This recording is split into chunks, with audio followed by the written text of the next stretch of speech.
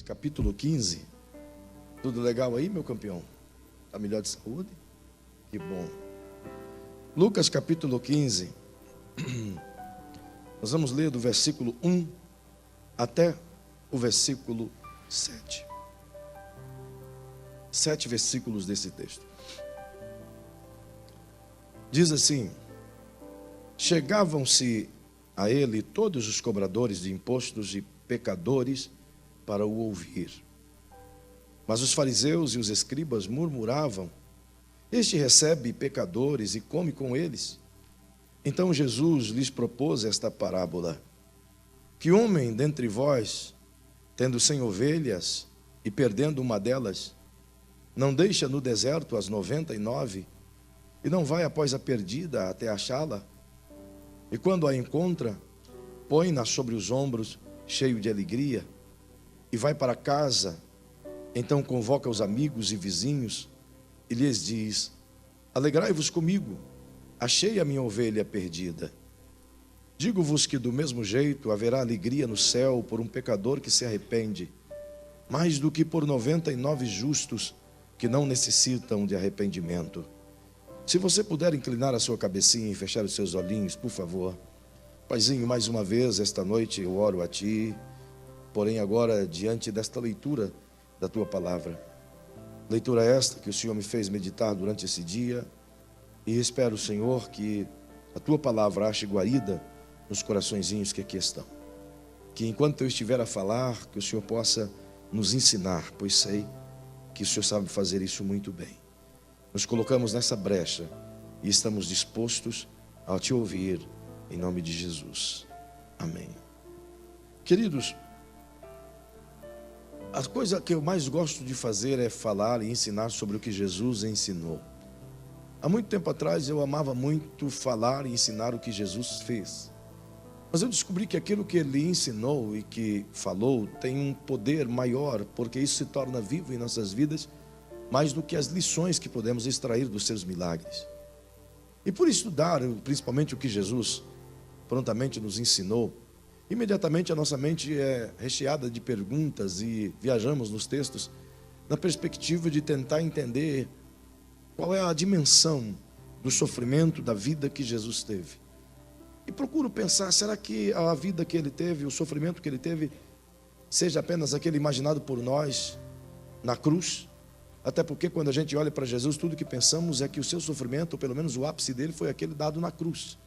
E de fato ele foi um grande sofrimento a partir do Getsemane. Foi triste e laborioso. Entretanto, pelo Evangelho, a gente percebe que a vida de Jesus foi um contraste enorme de coisas boas e de coisas ruins. Foi uma sequência infinita de grandes acontecimentos que a maioria deles levaram a dores profundas e a sentimentos de perca e a sentimentos de frustração por parte das pessoas, mas um sentimento de dor pela perca das pessoas, ou perda das pessoas, visto por Jesus. Então significa que Ele não apenas sofrera na cruz, mas Ele sofrera durante todo o período de seu ministério. E sofrera por causa das pessoas, em detrimento delas, justamente porque Ele desejava vê-las saindo do seu mundo de trevas e de dor, para estarem num ambiente de maior conforto, ao menos conforto espiritual.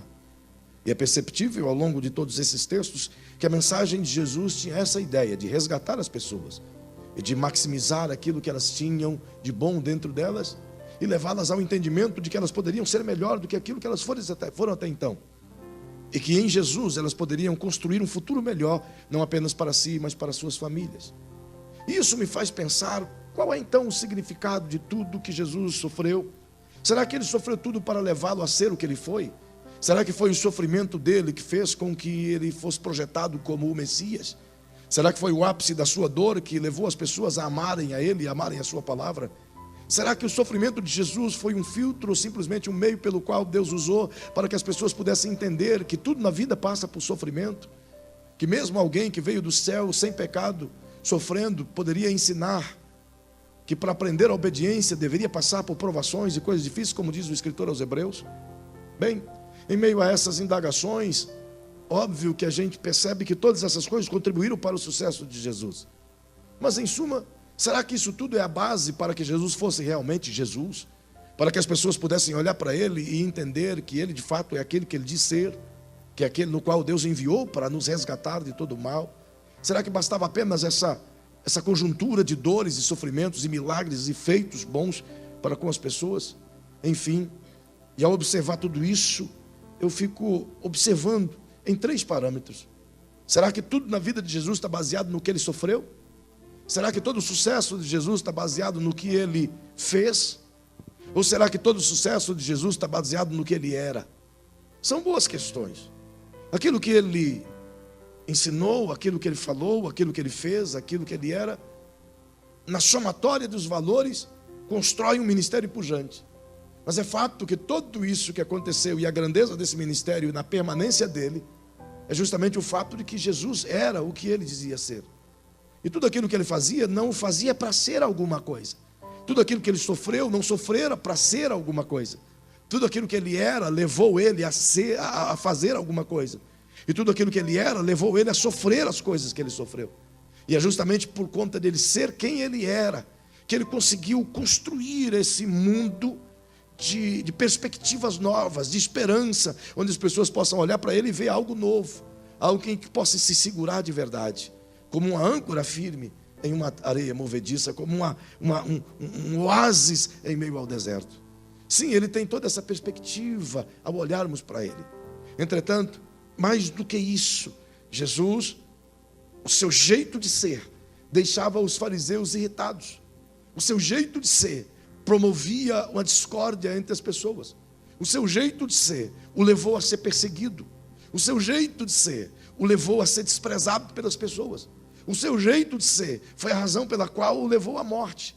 Não foi propriamente o que ele ensinou como uma base somente. Não foi propriamente o que ele fez de milagres, mas a conjuntura de um todo. E o que incomodava as pessoas, mais do que o ensino, era quem ele era. O que incomodava as pessoas mais do que ele fazia, era como ele agia de forma que procedia daquilo que ele era. Ele era extremamente amável, carinhoso, poderoso, gentil.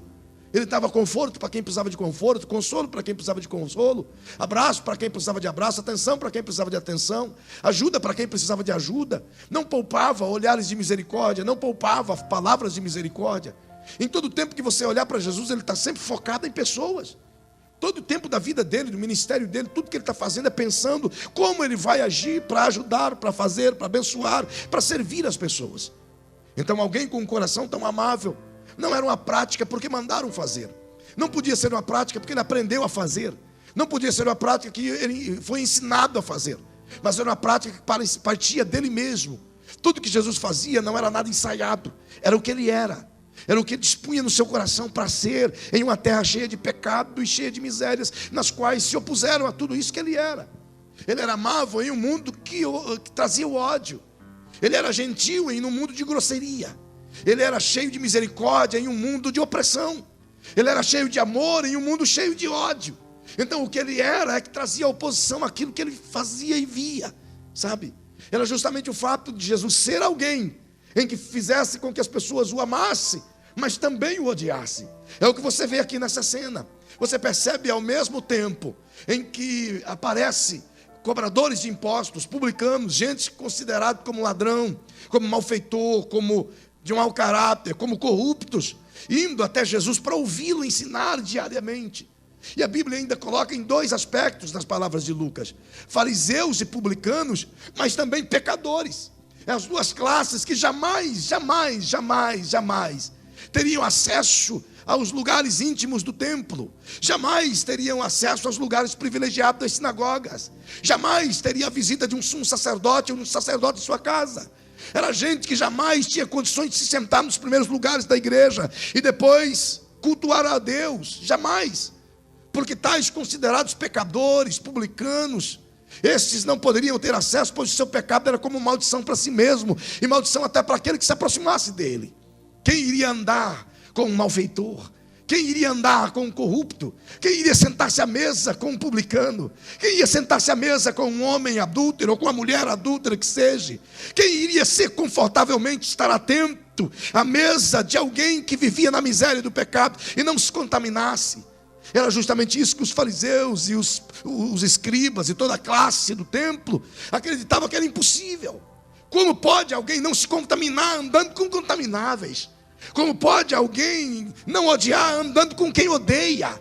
Como pode alguém não roubar andando com quem rouba e tendo, diga-se de passagem, um ladrão na sua própria equipe? Como pode alguém dizer coisas boas se anda com gente que diz coisas ruins? Como pode alguém se assentar na mesa de uma adúltera e não adulterar? Como pode alguém sentar-se na mesa de um corrupto e não se corromper com ele?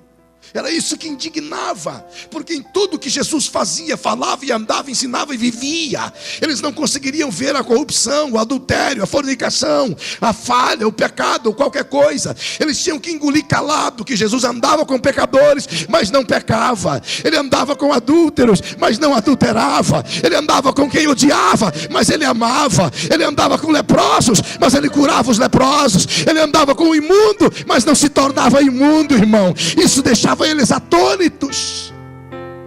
Como pode ele ser assim? Isso fez Jesus ser um ícone de amor e paixão para muita gente.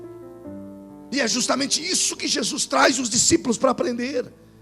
Você percebe que não apenas os pecadores, os publicanos, os enfermos, os imundos, estava disposto a sentar-se aos pés de Jesus para aprender. Mas mais do que isso, Jesus devotava tempo aos seus discípulos, aos seus filhos amados na fé, que a esses deveriam reproduzir na mesma proporção aquilo que Jesus era, e não apenas aquilo que ele fazia, não apenas aquilo que ele ensinava. A ideia de Jesus em trazer os 12 para perto dele, juntamente com suas famílias e todos aqueles que pudessem estar com ele, era simplesmente para que eles pudessem reproduzir em gênero, número e grau, exatamente no mesmo molde do que Jesus vivia. Fazer o que Jesus fazia, muitos poderiam fazer. Nos nossos dias, muitos fazem o que Jesus fazia. Cura como Jesus curava, fala como Jesus falava. Mas viver como Jesus vivia, são poucos que se habilitam a tal coisa. E é isso que faz a diferença entre nós e aqueles que viveram com Ele, porque optaram por copiá-lo e mostrar às pessoas não apenas o que aprenderam, não apenas o que foram ensinados, mas aquilo que colocaram dentro de si para ser reproduzido no dia a dia a partir da experiência que tiveram com o príncipe dos príncipes, a saber, o Cristo. E é dentro dessa ideia que Jesus traz os discípulos, mas não se olvida de ensinar também aqueles que querem aprender. Ele amava aqueles que gostavam de sentar-se aos seus pés. E para responder essa atitude, pois esses caras começam a criticá-lo, afinal de contas, está sentado junto dele essa porção de pecadores. Imagina, Jesus tinha uma classe de pecadores, uma classe de publicanos. Imagina todo aquele pessoal da Lava Jato sentado aos pés de Jesus. Imagina toda aquela galerinha que está naqueles presídios todos, convidados para participar de uma plenária com Jesus. O que diríamos nós hoje, se víssemos os carinhas que estão lá sentadinhos aos pés de Jesus? Será que nós olharíamos e diríamos: que bom, eles vão aprender alguma coisa boa com o Messias? Ou diria, como disse os fariseus hipócritas que aqui estão: esse homem pode não ser de Deus, porque ele senta com gente que está preso pela Lava Jato? Será que diríamos a mesma coisa? Será que olharíamos para eles e diríamos: agora sim a vida desses caras vai mudar, agora sim eles encontraram um meio de transformação?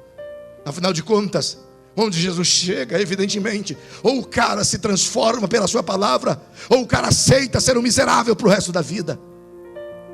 E esse contraste colocado por Jesus é agora demonstrado por meio de um ensino extraordinário, justamente ensinando pecadores, mas ensinando os discípulos. Ele traz aqui à tona algo extraordinário que eu preciso partilhar com você. O que Jesus ensina através desse texto é exatamente aquilo que ele era. Eu queria que você se comunicasse para quem está pertinho de você, justamente para aquecer a sua goela. Diga para quem está pertinho de você, diga: o que Jesus ensinava era tudo aquilo que ele era. Melhora essa sua voz para ser ouvido até pela câmera que pega. Diga com alto e bom som, diga: Jesus ensinava a se importar com as pessoas. A primeira parte do ensino de Jesus, em tudo aquilo que ele fazia, era transmitir aos seus discípulos e consequentemente à igreja de nossos dias, que o fundamental é se importar com as pessoas.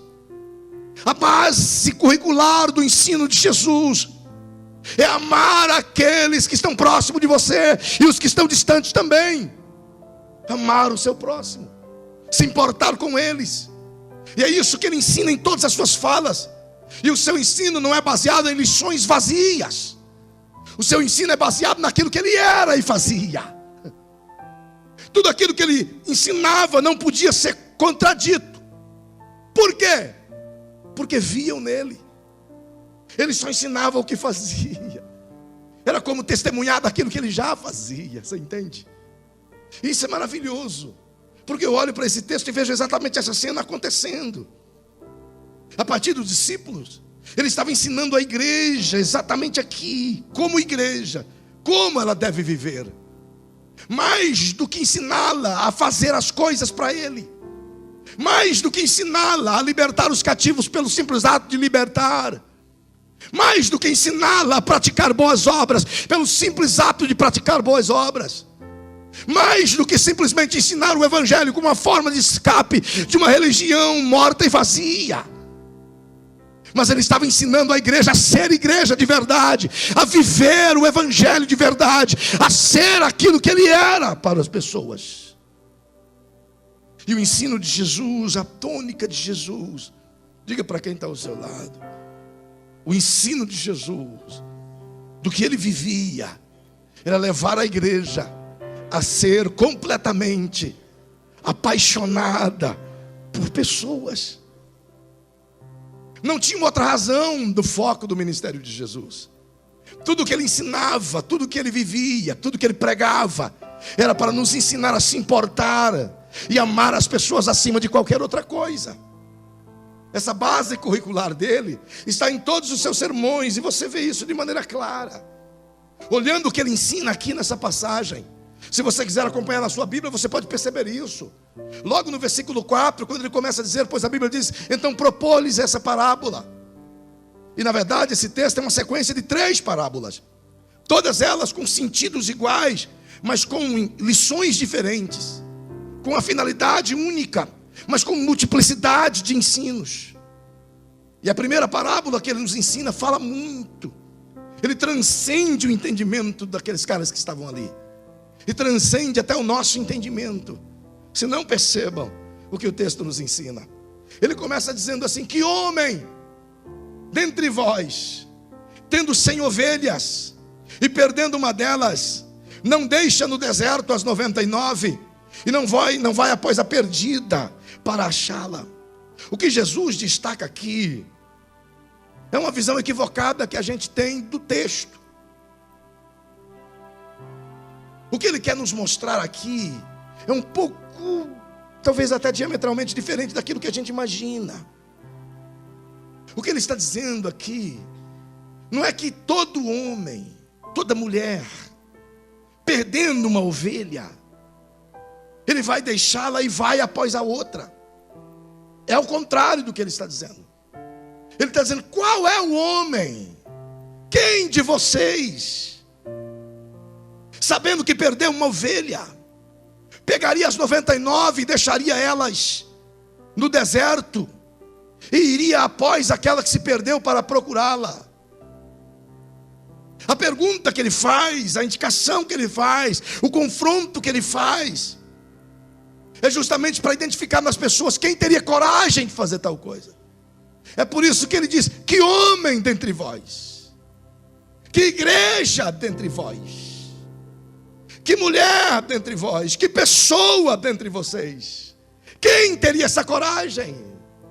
Quem se destaca no meio do óbvio, do que todo mundo faria? O que quer ele dizer com isso? Que homem? Ele quer dizer que a maioria diz: eu tenho 99, se perdeu uma, eu nem sei onde ela está, nem sei onde ela se perdeu, nem sei se ela está viva, nem sei se está doente, nem sei se vou achá-la, e eu já tenho 99 mesmo. Não posso arriscar perder mais uma das 99. Então eu vou preservar as que eu tenho, vou lutar para guardar as que eu tenho, vou me esforçar para não perder nenhuma das que eu tenho. A que se perdeu, perdeu. Ele pergunta: qual de vocês pensa ao contrário disso? Qual de vocês faria diferente disso? Qual de nós tomaria uma atitude diferente? Qual de nós deixaria as 99 lá e iria após a que se perdeu? Agora perceba que no texto ele diz: tendo 100 ovelhas, perdendo uma delas. É apenas uma. Só que aqui é que Jesus estabelece um parâmetro muito importante. Se ele nos coloca no eixo da pergunta: qual de nós seria esse tipo de homem que iria atrás de uma ovelha só? Querendo nos dizer que realmente nós todos não iríamos, para preservar o que temos, para não perder mais do que já perdeu. Então ele diz algo que nos faz comparar. Quando ele diz perdendo uma delas, ele quer nos mostrar o valor devido que ela tem, na comparação balanceal. Imagina, você tem 99 que está com você, e você tem uma que se perdeu. Se você sair de onde você está e ir atrás da que se perdeu, inevitavelmente as 99 ficarão ali onde você estava. Então o risco de você perder mais uma é evidente. Concorda comigo? Concorda comigo? Então o risco é natural que exista. Então, ponderando o valor, o que vale mais? Ter 99 seguras na mão, ou correr o risco de ir atrás de apenas uma e perder as outras 99? Analisando sobre o risco, é isso que nos faz perceber que valor ela tem. Vale a pena arriscar todas as 99 por uma que se perdeu no caminho? Vale a pena colocar em risco todo o seu investimento por uma que você nem sabe se está viva, nem sabe se ela está por aí? Deveria ir atrás. Dentro do contexto, qual é o valor das 99? E qual é o valor da que se perdeu? Pergunte para quem está ao seu lado aí. Você tem 99, qual é o valor delas? Você tem uma que se perdeu no caminho, qual é o valor dela? Você tem que considerar o que Jesus diz: tem 99. Ele tem na mão 99. Ele não tem na mão uma que se perdeu. Diga comigo: ele tem 99, mas ele não tem a que se perdeu. Então agora melhor a pergunta para quem está ao seu lado e diga: e aí, qual o valor? Qual preservar? Se fosse você no lugar aqui desse cara, se fosse nós, se fosse eu, o que preservar? Vamos guardar as 99? Porque do mesmo jeito que uma se perdeu, as outras podem se perder, ou não podem? Do mesmo jeito que o lobo levou uma, o lobo pode levar as outras. E ele continua e nos faz pensar. E diz: não deixa no deserto as 99. Perceba que ele diz de maneira muito clara qual é o homem que, tendo sendo 100 ovelhas e perdendo uma, não deixa as 99 aonde? Aonde? Aí em cima, aonde? Deserto é lugar seguro? A gente canta canções e tem uma ideia de que ele deixou-as no aprisco. Mas Jesus diz: deixou-as no deserto, onde o risco evidentemente existe, onde a morte evidentemente as rodeia. Qual é o homem que arriscaria 99 ovelhas com um perigo tão grande, deixando-as sozinhas no deserto da vida, para ir atrás de uma que se perdeu, que ele nem sabe onde se perdeu? Qual é o homem? Quem é o homem? Quem faria isso? Bem, a primeira impressão que a gente tem é que ele deixou as 99 sozinhas no deserto. Agora, taca a mãozinha quente no ombro de quem está frio. Você já taca a mãozinha no ombro? Então diga para essa pessoa que está do teu ladinho, aí em cima também, diga para ele ou para ela, por favor. Diga, quem estava realmente sozinhas? As 99 ou a que se perdeu? Se lembre que a que se perdeu não tem o pastor delas. As 99 agora também não tem o pastor delas, porque ele foi à procura. Quem realmente está sozinha?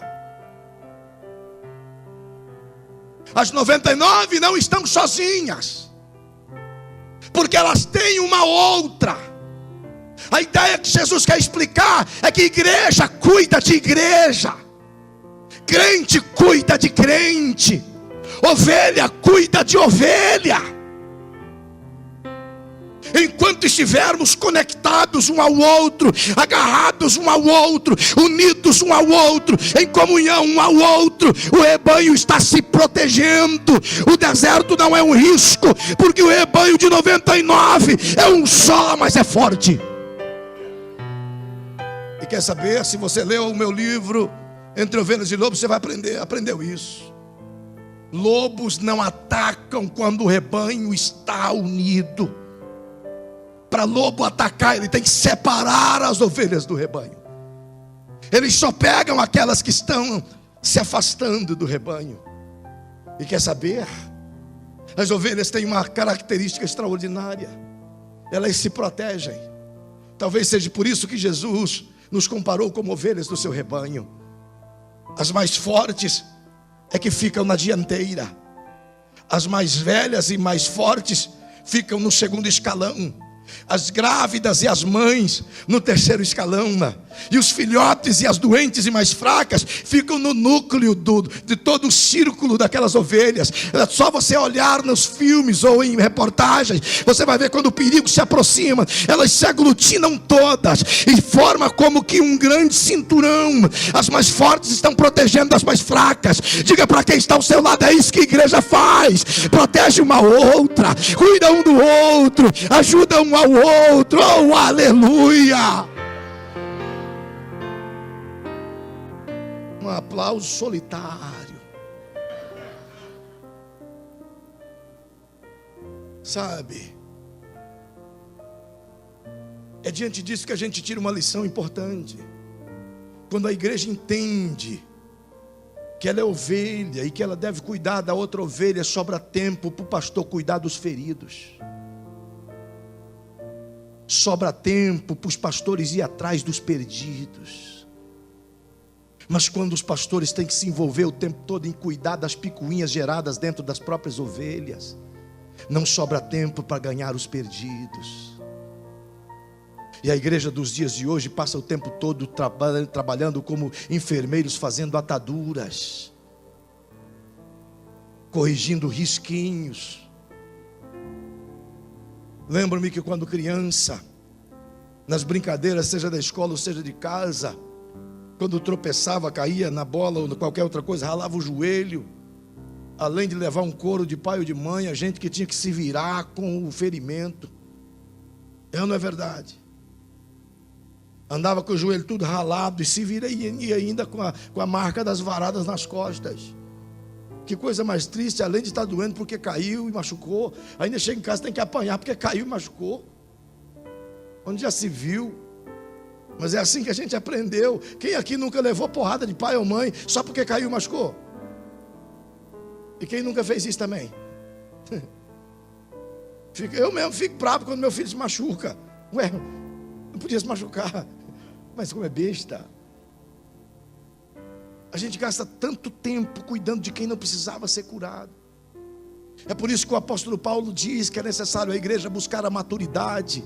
Porque quando ela é madura, ela começa a dar muitos frutos e ela não dá trabalho evitando que os frutos de outros apareçam. Não é reclamar que pastor tenha trabalho com ovelha, ele está aqui para isso. Mas existem ovelhas que passam a vida inteira se machucando e machucando as outras, quando na verdade deveria estar gerando novas ovelhas. Graças a Deus, na Boas Novas não tem isso. Graças a Deus, aqui só tem ovelha sadia, sarada, saudável, que frutifica, amém? Dá uma olhadinha para o teu lado e diga: concorda? Estou profetizando, irmão, liberando uma palavra de fé. O futuro vai ser assim, frutífero, abençoador, cheio de ovelha saudável, madura, cheia do Espírito Santo, pronta para crescer na vida. Elas não estavam sozinhas. Sozinha estava a que se perdeu. Porque é geralmente assim que o rebanho faz. Quando alguém se perde, a primeira atitude do rebanho é jogá-la fora. Quando alguém se machuca, a primeira atitude do rebanho é pisar na doente, é ignorar as feridas. A igreja aprendeu ao longo dos anos que excluí-la é melhor do que tratá-la. Aprendeu que jogar fora é melhor do que passar o remédio e curar a ferida. Aprendeu que é melhor matar o soldado ferido do que carregar ele numa maca. Tem um filme que a gente assistiu há pouco tempo atrás, que se chama Até o Último Homem. Cara, deveria esse filme toda a igreja assistir pelo menos umas 20 vezes, até ficar impregnado em suas almas. A história de um crente, extraordinário de um crente. E Jesus continua ensinando. Diga para quem está ao seu lado: você não está sozinho. Então melhora o teu ânimo, cheio de fé e ânimo mesmo, de coragem, e diga para essa pessoa querida: você não tem razão para se sentir sozinho. Agora diga: sabe por quê? Seja fiel e diga: porque eu estou aqui. Vire para quem está atrás de você e diga: eu estou aqui. Aleluia! Você consegue olhar aí para o teu irmão na galeria e dizer: ô irmãozinho, eu estou aqui, ó. Conta comigo na hora que se sentir sozinho. Conta comigo na hora da dor. Conta comigo na hora da tristeza. Conta comigo na hora da alegria também. Oh, coisa boa é se sentir amado, não é verdade? Então olhe sempre para o rebanho. O rebanho precisa de você. E você precisa do rebanho. Não deixe o rebanho sozinho, pois os lobos podem te pegar no meio do caminho. Jesus disse que havia uma ovelha perdida. E qual deles que não vai após ela para achar a perdida? Bem, aqui está uma grande dúvida. A única certeza que esse fazendeiro sabe é que uma ovelha se perdeu. É a única certeza que ele tem. Ela não está aqui, se perdeu. Mas ele tem inúmeras incertezas. Ele não sabe se ela viva está, como ela está, onde ela está, se ela quer voltar, se ela se perdeu ou se ela partiu. Ele não sabe, é incertezas. Por causa da incerteza, muitos decidem não ir atrás.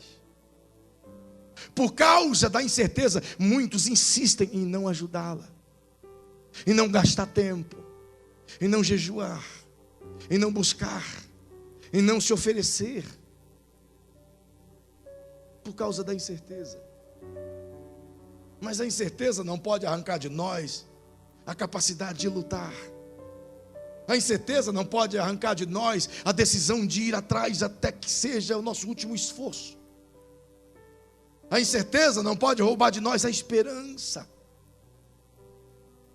A incerteza não pode tirar de nós a fé de que vai dar certo. Por isso, quando você olhar para alguém que se perdeu ou alguém que está perdido, nunca libere no teu pensamento ou numa palavra ou concorde com alguém que diga: não tem jeito. Porque o único jeito que tem está centrado em Jesus, e em Jesus tudo é possível. Tudo é possível. Há pouco tempo atrás eu gemia pelo meu pai, que até hoje não quis aceitar a fé. Eu chorava por ele aqui, embaixo aqui. E o Senhor me disse: filho, eu ouvi tua oração e vai ser respondida. Ele vai me encontrar. Passe o tempo que for, eu vou trazer no aprisco. Você não pode desistir nunca. Ainda que a pessoa desista, ainda que ela te despreze, não desista dela. Você pode ralar o seu joelho em oração por ela, mas não desperdice suas lágrimas, porque justamente essas lágrimas que você pensa desperdiçadas elas foram armazenadas no odre do Senhor, e cada uma delas, diz a Bíblia, que fica em memória diante dele, e todas as vezes que Deus olha para aquele odre com as suas lágrimas, ele se lembra da sua oração, e ele sabe que ele vai responder no tempo adequado, e mover tudo em volta, para que tais e tais pessoas sejam alcançadas. Por quê? Porque foi isso que ele ensinou. Não desista delas. Se você estiver ao lado de alguém que possa conversar com você, eu sei que no culto não é lugar de conversar, mas pergunte para essa pessoa: você conhece alguém que se perdeu? Você conhece alguém que gostaria que estivesse aqui?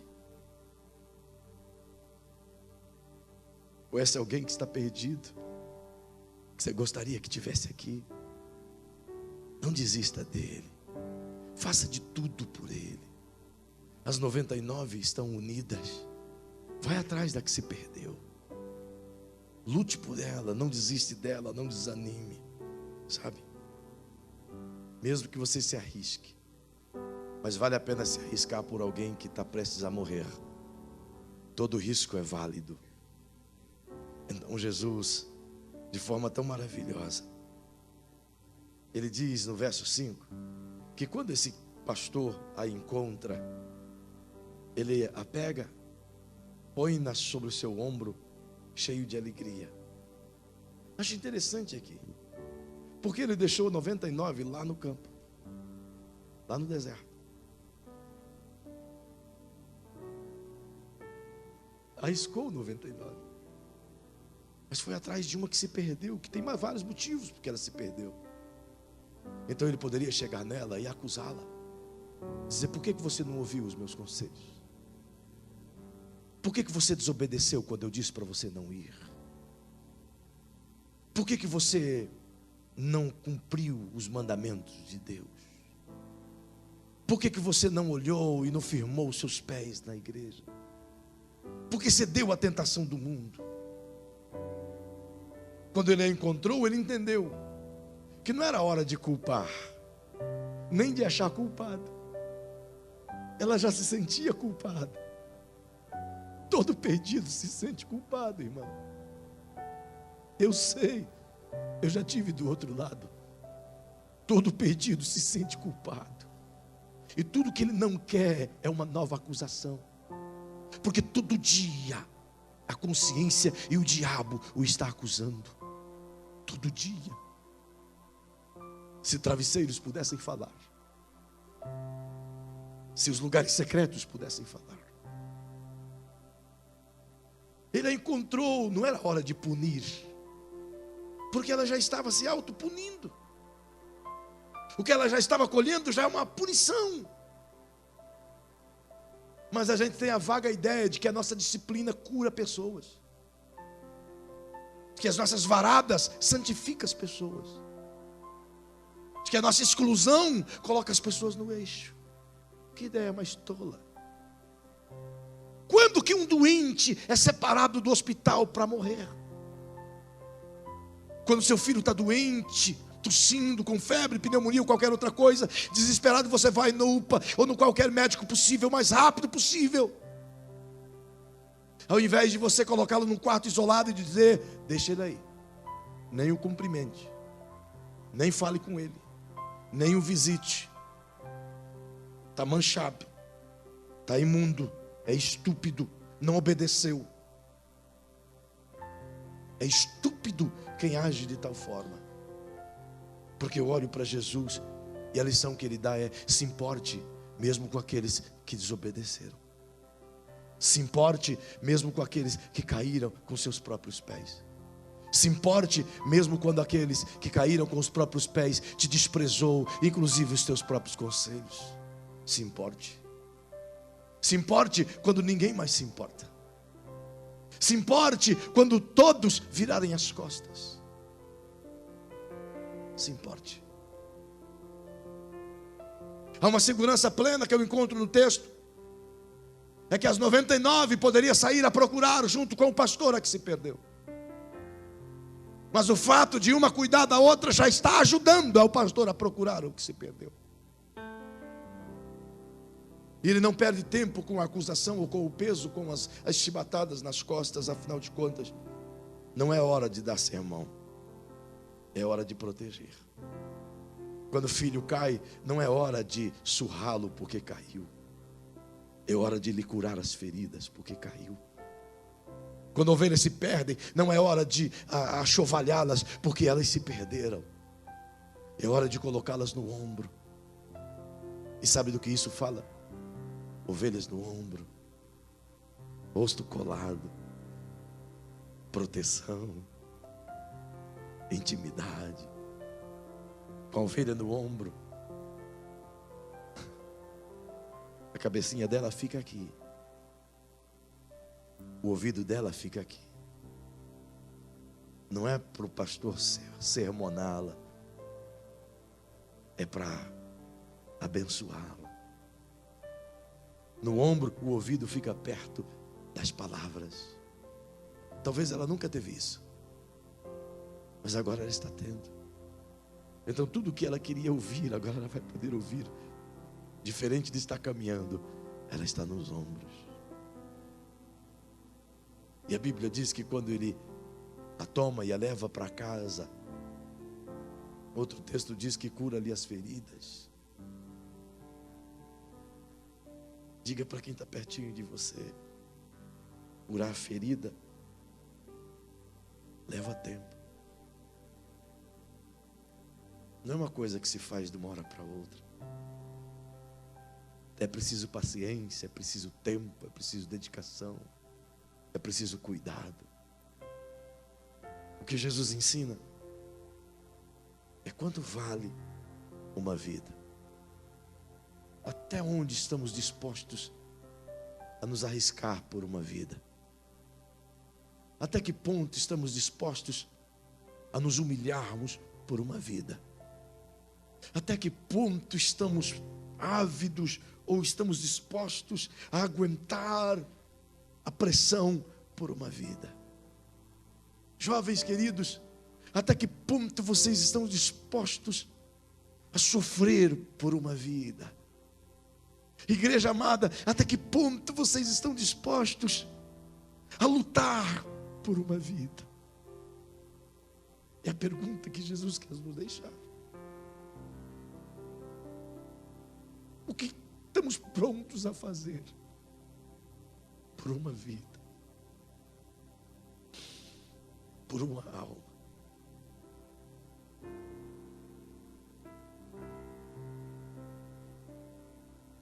Esse incêndio que destruiu aquele prédio lá em São Paulo,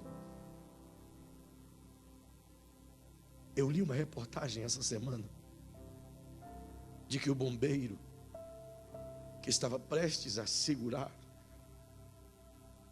o cara que caiu, vocês se lembram dele?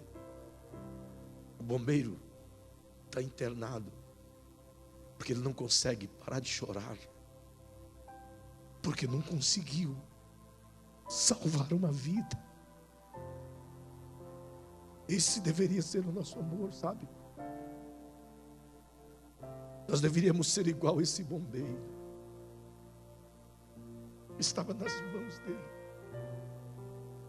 Por 5 segundos, Vanutinho, ele perdeu.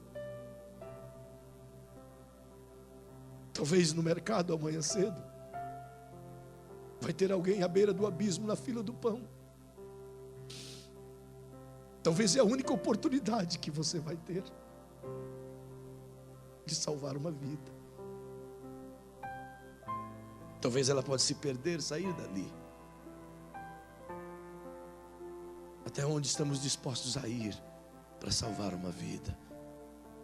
O que estamos dispostos a fazer para salvar uma vida, irmão? Que valor tem as almas para nós? Que valor tem os perdidos para nós? Que valor tem um desviado para nós? Semana passada eu ouvi de um pastor aqui na cidade, enquanto a gente conversava sobre a marcha para Jesus, e ele me disse assim: pastor, Dourados já foi muito evangelizada. E eu digo: mas tem gente ainda que precisa de Jesus. Ele disse: sim, aqui tem 20 mil crentes, mas tem mais de 25 mil crentes que são desviados. E eu digo: então, meu irmão, são 25 mil perdidos, somando aqueles que ainda não aceitaram a fé. E ele disse-me: ah, pastor, desviados não conta, esses não tem mais jeito, não vale a pena lutar por eles. Então eu perguntei a ele exatamente isso: porventura deixaram de ser almas? Deixaram de ser perdidos? Deixaram de ser vidas? Não tem uma só pessoa aqui esta noite que não conheça uma pessoa que se desviou. Não tem uma só aqui. Podemos fazer alguma coisa? Não tem uma só pessoa aqui esta noite que não tem um familiar que precisa de Jesus. E nós podemos fazer alguma coisa. Nós podemos, irmão. Está nas nossas mãos. Talvez eu esteja falando com pessoas aqui esta noite que não se sente mais do aprisco, não se sente mais do rebanho, se perdeu. Talvez o corpo está aqui, mas a sua alma já se perdeu. Talvez as feridas sejam tão grandes que a vontade é de sair fora, de correr e se perder, para ver se alguém vai atrás de buscar. Sabe? Jesus nos ensina, e eu concluo, querendo nos fazer saber, querida igreja, que pessoas são mais importantes do que as coisas. Não magoe ninguém por causa das coisas. Não brigue com ninguém por causa das coisas. Não jogue fora uma amizade por causa das coisas. Não maltrate alguém por causa de coisas, irmão. Pessoas sempre são mais importantes do que coisas. Jesus não morreu por coisas. Ele ressuscitou por pessoas. Esse deve ser o nosso legado. Essa deve ser a nossa busca. Disse Jesus que quando esse pastor sai à procura, e ele encontra, pastor Sérgio, a ovelha que se perdeu e coloca no ombro e leva para casa juntamente com as outras, ele chama todos os seus amigos. E detalhe, todos os seus amigos sabiam que ela estava perdida. Todos já estavam sabendo que ele estava atrás de uma ovelha perdida. Significa que ele compartilhou com os outros da sua dor. Ele compartilhou com os amigos da sua dor da perca. Então ele chama todos aqueles que com ele choravam. E diz a Bíblia que houve grande festa. E a palavra de Jesus é que, igualmente, no reino dos céus, uma grande festa é promovida todas as vezes que um perdido se arrepende e corre para os braços do seu pastor, para os braços de Jesus. Enquanto ele corre aqui, os anjos festejam lá. Eu ouvi uma ilustração de um amigo que disse que certa feita Jesus dá uma ordem aos anjos dizendo: olha, quando eu estiver levantando um paralítico na terra, não precisem fazer barulho aqui em cima, porque a minha igreja vai me glorificar lá embaixo. Quando eu levantar um morto lá embaixo, não precisem festejar aqui no céu, porque eu já tenho uma igreja que vai me glorificar lá embaixo. Quando eu sarar as pessoas, não precisem tocar as trombetas aqui em cima e festejarem, porque eu já tenho uma igreja que vai me louvar com muita evidência lá embaixo.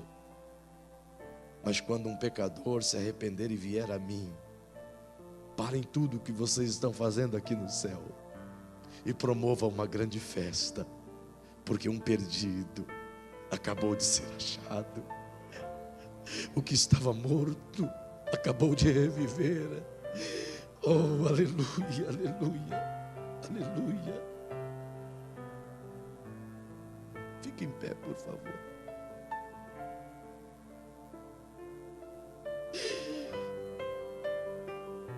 Há quantos perdidos, Senhor. Há uma canção do Júnior que fala de soldado ferido. E ela é mais ou menos assim.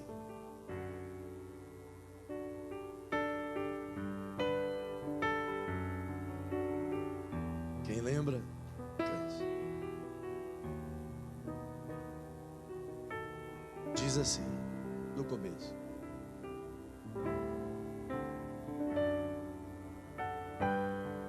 há muitos feridos,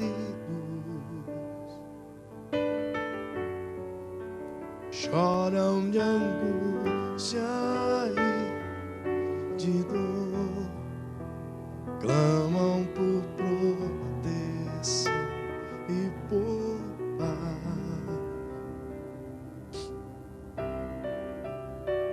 Diga: amigos que sofrem, sua necessidade atende-os.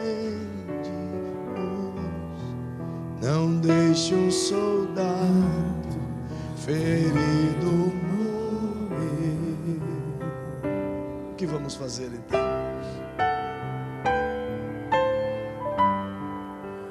Verta o bálsamo e a ferida sarará. Protege-o com teu manto de amor. O pão partiremos, sim, descanso lhes dará, e toda angústia sairá. Não deixes fiéis soldados feridos. Não deixes morrer. Cante, cante conosco, cante. Melhora e canta. Verta o bálsamo e a ferida sarará. Protege-o com teu manto de amor. Cante. O pão partiremos, sim, descanso lhes dará, e toda angústia sairá. Não deixes fiéis soldados feridos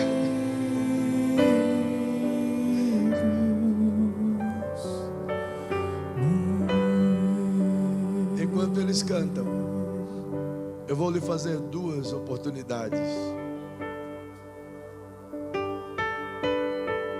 A primeira é para você que quer curar os feridos. A primeira é para você que, assim como eu, quer ir atrás dos que se perderam. A primeira é para você que, assim como eu, quer resgatar alguém, ainda que seja de sua casa. Então você vai sair do seu lugar e vai vir aqui chorar comigo diante desse altar. Talvez seja um parente, um amigo, um irmão. Talvez seja desviado, talvez que se perdeu, apenas que se perdeu. Ou talvez nem nunca conheceu a Jesus, mas você sabe que ele está ferido. Então, se alguém quiser, vem diante desse altar. Seguindo só Ouve. lutaram na frente para o rei. Vem. E o forte Vem chorar comigo por aqueles que se perderam. puderam vencer. Oh, Espírito Santo, vem, vem, vem, vem. Mas por esse esforço Satã tentou suas vidas matar. Não deixe o soldado ferido morrer.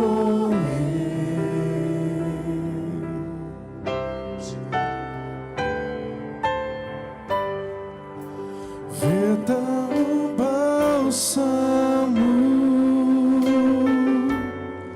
e a ferida sarará.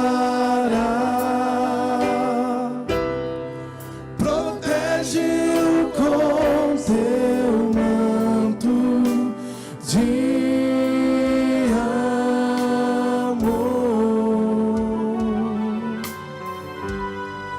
O pão partiremos sim, e descanso lhes dará, e toda angústia sairá. Não deixes que és soldados feridos.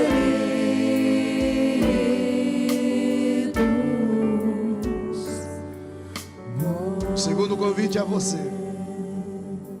É a você que está ferido. É a você que se sente uma ovelha perdida. É a você que se perdeu de Jesus. É a você que está longe dos braços de Jesus. Essas pessoas que estão aqui estão orando e chorando por alguém. E o meu convite agora é para você em específico. É para você voltar aos braços de Jesus. É para você correr aos braços de Jesus. Então eu lhe ofereço essa oportunidade agora. Onde está a primeira pessoa aqui esta noite, que quer levantar a sua mãozinha apenas para que eu ore com você, e queira dizer: eu sou essa ovelha. Eu quero ser achado aqui esta noite. Ele está à sua procura e Ele quer te achar. Onde está a primeira pessoa esta noite que quer levantar a sua mãozinha e dizer: Senhor, eu quero ser achado por Ti esta noite. Cansei de andar sozinho. Cansei de ficar sozinho. Eu te quero agora mais do que tudo. Tem alguém aqui esta noite que quer entregar-se a Jesus? Basta você levantar uma de suas mãos. Eu quero abraçar você assim como Jesus abraçou aquela ovelha. Onde você estiver, só dê um sinalzinho com a sua mão. Eu ficaria aqui a noite inteira insistindo, tentando te encontrar. Cabe a você agora. Há alguém aqui esta noite? Quem sabe todos aqui já estejam dentro do rebanho. Então vamos nos fortalecer para buscar os que estão perdidos. É por isso que estamos aqui esta noite. Feche seus olhinhos. Feche seus olhinhos. Vamos orar agora. Se você puder pegar na mão do seu irmão, como uma igreja, como uma ovelha no aprisco. Eu também choro por esses que você chora. Eu tenho gemido por esses que você está gemendo aqui também. Você não está só. Eu tenho todas as madrugadas orado por esses que você está orando agora mesmo, sem saber o seu nome. Oh Senhor, oh grande Senhor. Senhor, eu quero te pedir. Eu quero te pedir agora por estas pessoas que estão aqui, Senhor, que querem ser um instrumento seu para resgatar o perdido, que querem ser um instrumento seu para buscar o que caiu no meio do caminho e ficou lá. Não consegue se levantar, não consegue vir, não consegue nem apenas gritar, Senhor.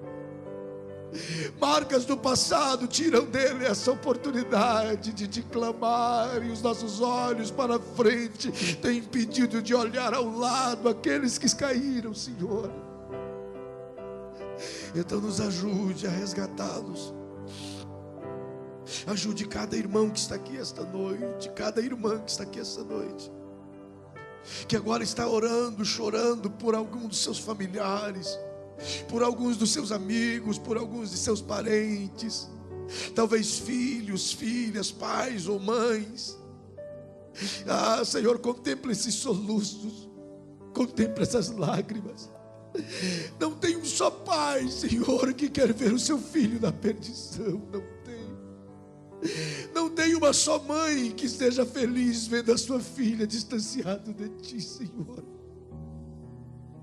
Então, Paizinho, nós nos colocamos na brecha agora para orarmos por esses perdidos, para chorar por esses perdidos, mas também para ir nos campos, nos valados, nos becos, nos lugares onde eles estão. Ainda que tenhamos que nos arriscar, Senhor, mas nós queremos ir atrás de cada alma que se perdeu.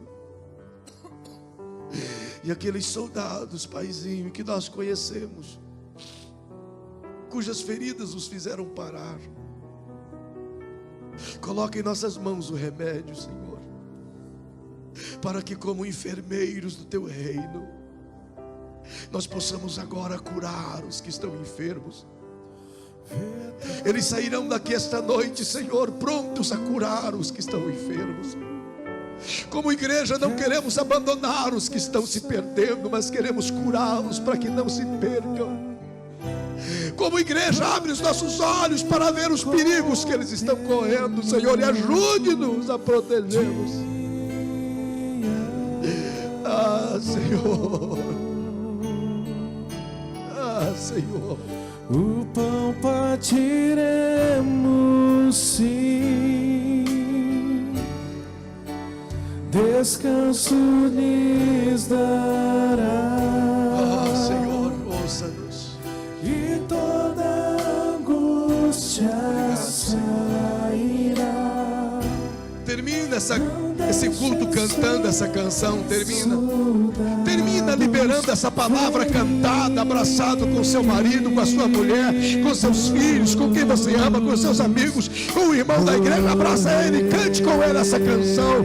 Cante como igreja, cante com amor, cante com unidade. Vê tão o bálsamo, solte a sua voz e cante. E a ferida. Quero ouvir a igreja liberar essa palavra profética cantada. Protege-o com teu manto de amor. Vamos terminar adorando, vamos. O pão partiremos, sim. Deus te abençoe. Dê um abraço bem apertado em quem está perto de você. Dê um abraço bem gostoso em quem está perto de você. E diga: vamos juntos. Vamos buscar os perdidos, vamos.